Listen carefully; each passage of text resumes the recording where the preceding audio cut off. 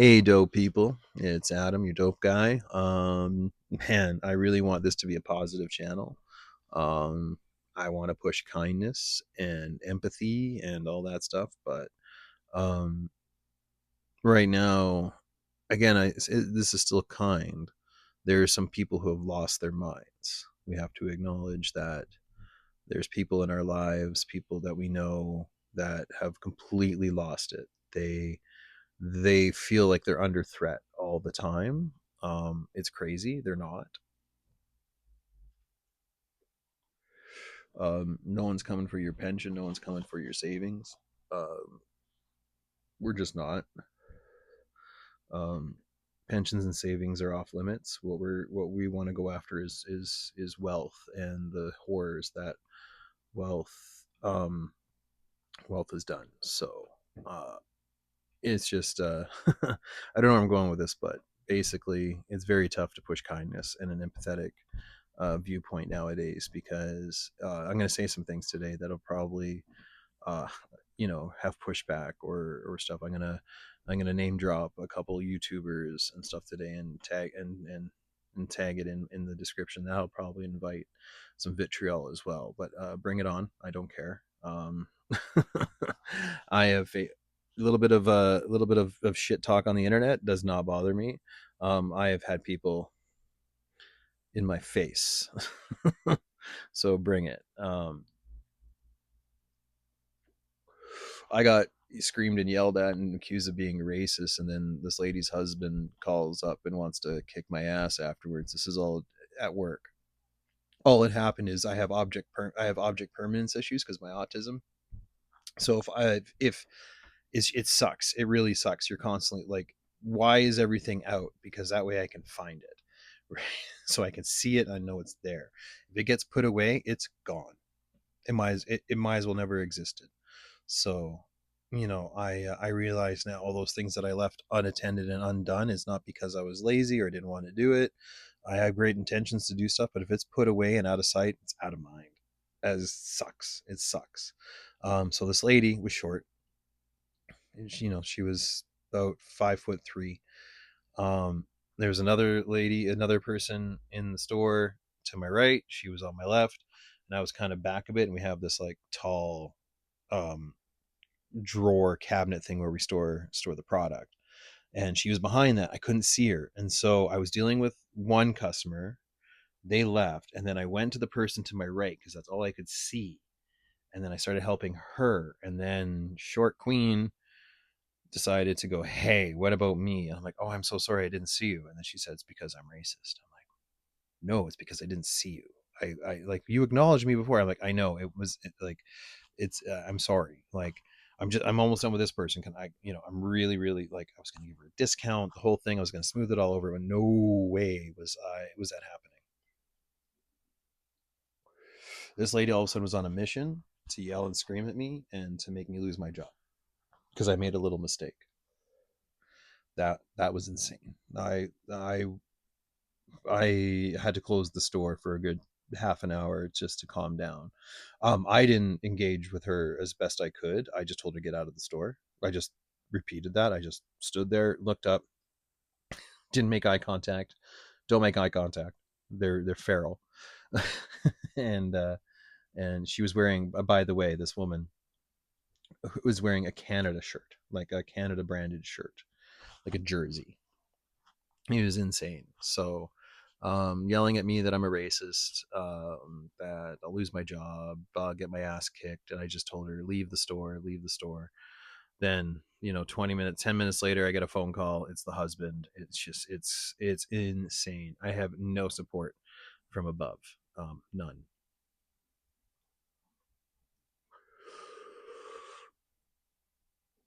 No good advice, no nothing. I'm getting threatened and harassed by angry customers. And that's not acceptable to me. Like, I don't accept that. I'm not taking in that. um, I do believe there should be consequences for stuff like that.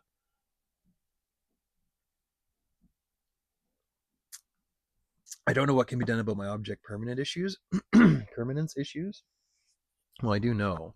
Um, something else had to, like, again, butterfly effect. If you ever seen that movie, it's a neat movie, and butterfly effects happen all the time. You just don't know what it's going to be that's going to make that thing go sideways or left. Like in this instance, this lady yelling at me about being racist and stuff like that would have been solved if I had proper like stanchions and dividers, those rope, the retractable rope things like you see at movie theaters and stuff like that, and a carpet to delineate a proper line. But one of the area managers decided that I didn't need those things in the store and took them all because another store needed them more. Oh, you don't get many customers, so you don't really need it. And then so I'm like, okay. And then so I was still new at this position, like I was still new at this company, and I'm like, I hadn't done my magic yet. Um, and so yeah, it's so he takes them all, and then now it's chaos on the sales floor if we have more than 3 or 4 people. And that's what happened. There was no lineup, there's no ability to line up, so I didn't know who, I didn't remember who was next. I didn't see her, so I went to the wrong person. If I just had that lineup still. So butterfly effect. That's what I nicknamed this area manager, because like there's multiple things, I won't go into all of them, there's multiple things he's done that just created like bigger problems later. Like, yeah, like it's crazy. So butterfly effect. Be like, don't rush in and try to like take over. Like, that's my biggest advice to anyone who wants to be a manager. Don't rush. Your job is not to rush. Your job is not to rush. Your job is to assess and and and make sure operations are going smooth. If your staff want to rush, go ahead. They can rush. They can rush all day long. They're paid by the hour, and they got a finite amount of time. You don't have to rush as a manager. If you do rush, then work your 8 hours. Don't overdo it. If you are in a rushing thing, don't work huge amounts of hours. This grinding mindset has got to go. It's got to go. It's killing us, man. It's killing people, and it's allowing for really dishonest like things in the workplace. Um, like, yeah. So hopefully soon I get some word on what my future looks like. I'm still waiting to see psychologists, psychiatrists to get my official diagnosis. Um, I think I need to be declared unfit for work for now, just for a little while. Um, I got too much going on personally, like physically, to that I need to address. That working 40 hours a week, 60 hours a week, if they had their way, um, is not good for me. Like, I could probably do some part time work here soon, but like I can't work full time right now. That just sucks. Um, but it is what it is. So um, yeah, the work stuff is tough for a lot of us right now, especially if you're sick, if you're still dealing with stuff. Again, the weed keeps me grounded, and if anyone's offended about the weed stuff, I don't care. I just saw a young woman get gunned down on my like on a yeah, I saw a video of a young woman getting gunned down. So I don't care if you're offended by the weed. I really don't. Your priorities are fucked up if you think this is more important than that. If me smoking a little bit is a worse effect on children or something like that, then your priorities are so fucked. It's not even funny.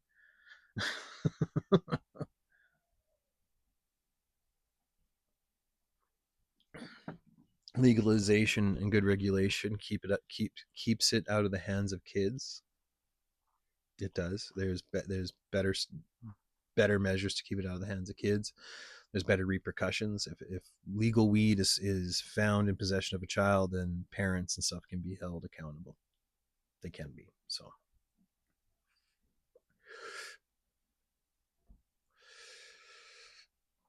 it's it's a messy system, but I don't think that's correct. But I don't know. It should be correct. The morning hoot is finally working. Um, yeah. So hopefully you're you're doing okay at work and stuff like that. Not to, I don't want to get into too many specifics about work, but it hasn't been fun, and I guess work shouldn't be fun, but it it's gone. It went beyond. It was almost funny, like it's comical, the things that were happening to me at this place. Um, it was just one thing after another, and I'm like, I can't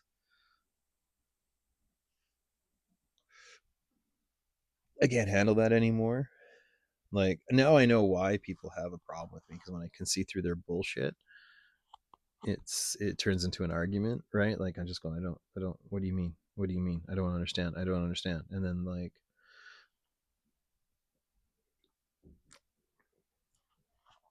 yeah, so it's uh it's a messy situation. I have to hopefully have a good assessment. I only have like an hour with the psychiatrist on Monday, so hopefully that goes well. Um, try not to watch the news and stuff like that, but it slaps us in the friggin' face. Um, you know, so and right now that it's America has, and Trump and his cronies have gone too far now. We know that. Just the blatant lies, just the blatant state lies about what happened to that young woman, is just it's not is like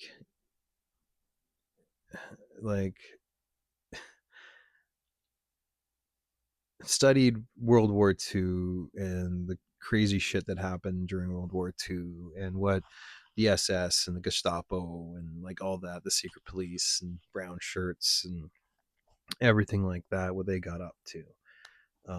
It was horrible. It was horrifying, and like, we're, it's just it's weird because it's not the same. It's what is it, same but different. I think it was James Franco line or something like that.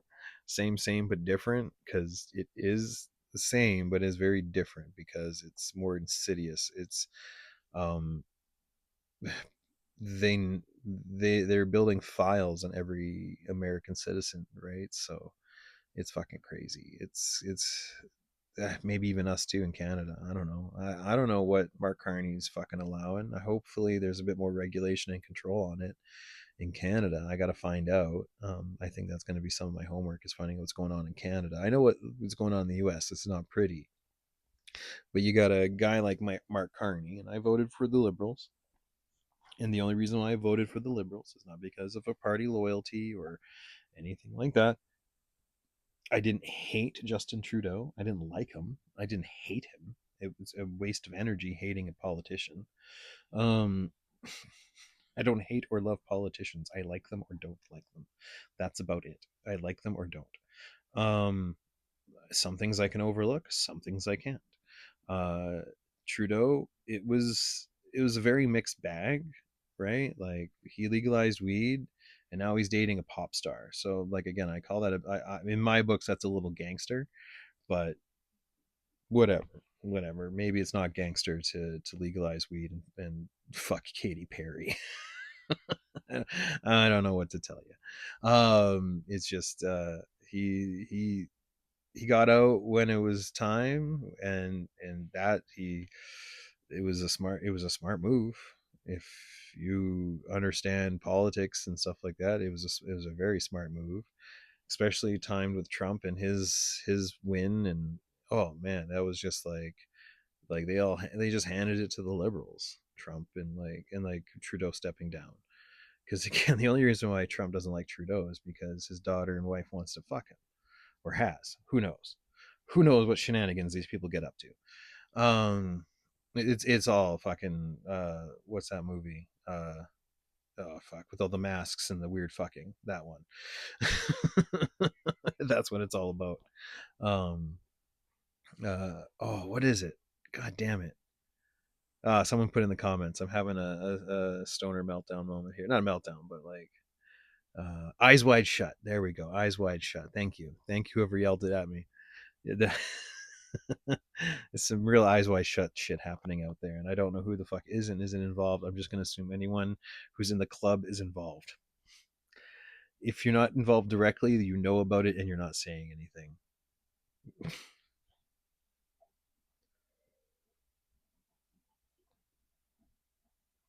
So yeah, like it's they like either you're in the club or you're not, and a lot of us aren't. Most of us aren't actually. The vast majority of us aren't in the club. They know that. We don't know that. We used to be really good at demanding better. Like it was just we there was a understanding that we could demand better, but then over time we were convinced that things weren't getting better. I was like, what? Things are better. Like, look at like, you can go get treatment, and like, no, no, it's not good enough. We gotta do something. I'm like, no, there's nothing that to be. We're good. Just keep going the way we're going. And then like over time, over the last 10 years or so, it's just been a slow drip, drip, drip. Now it's the faucet's turned right on in Alberta for privatization of healthcare. I don't know what I'm gonna do. I can't afford private care, and the wait lists are so long, so long. So I don't know what to do about that. I hopefully my psychiatrist can help me out with at least finding a new path or giving me more time to figure something out, so I can take care of the necessities, that kind of thing. It's not perfect, but we'll see what it is. Oh, by the way, on Threads, if at Dope Guy 1017 at Threads, if anyone knows what happened to Nicole Good's dog.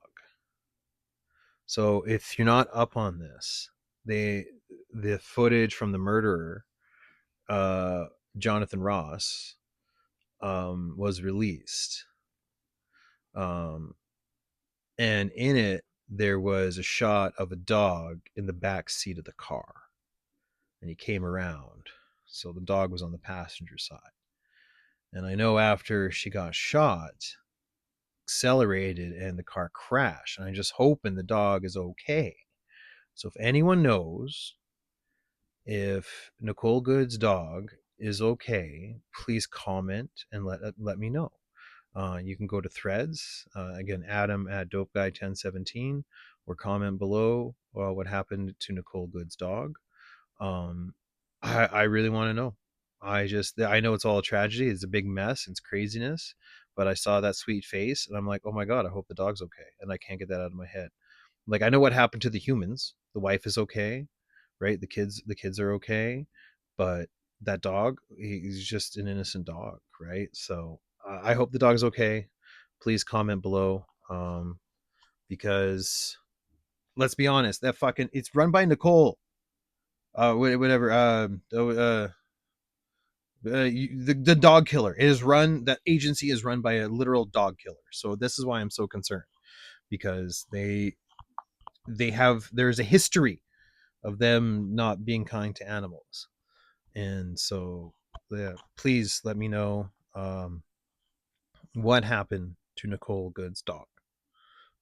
That is one of my biggest questions about this right now. I know it's not the most important question. It is not. It is not. But it might just be. Um, it could be an important question. It is. I think it is important. Because again, it'd be just another bystander in that horrific war against the people of America.